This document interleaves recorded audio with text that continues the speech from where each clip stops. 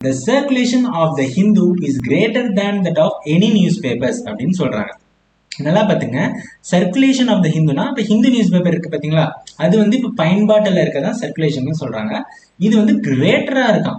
So is greater, கிரேட்டர்னா comparative degree வந்தாவே than வரணும். ஸோ கிரேட்டருக்கு பார்த்தீங்கன்னா கிரேட், கிரேட்டர், கிரேட்டஸ்ட் கரெக்டாக சொல்லுவாங்க. ஸோ கிரேட்டர் கம்பேரிட்டிவ்ல இஆர் தான் வரணும். ரெண்டு விஷயத்த பண்ணா மட்டும் தான் அது கம்பேர், சரிங்களா? ஸோ கிரேட்டர் தேன் கரெக்டாக வந்துருச்சு.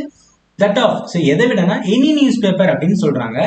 ஸோ நியூஸ் பேப்பர்ஸ், ஸோ நான் ஃபர்ஸ்ட் என்ன சொன்னேன், ரெண்டு விஷயத்தை தான் கம்பேர் பண்ணும். ஸோ நியூஸ் பேப்பர்ஸ்ங்கிறது ப்ளூரல், சரிங்களா? எப்பயுமே நமக்கு எஸ் வராது. ஸோ இந்த இடத்துல நியூஸ் பேப்பர்னு சிங்குலர் வந்திருக்கணும். ஆக்சுவலி இதுல இன்னொரு கண்டென்ட்டும் இருக்கு. என்னன்னா கீழே இருக்கிறதா உங்களோட ஃபார்மெட்.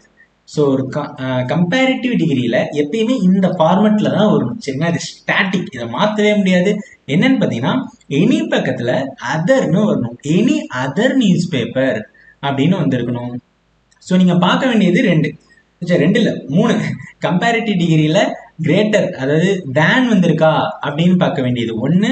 இன்னொன்னு எனி அதர்ங்கிறது சாலிடா வர வேண்டியது, சரிங்களா?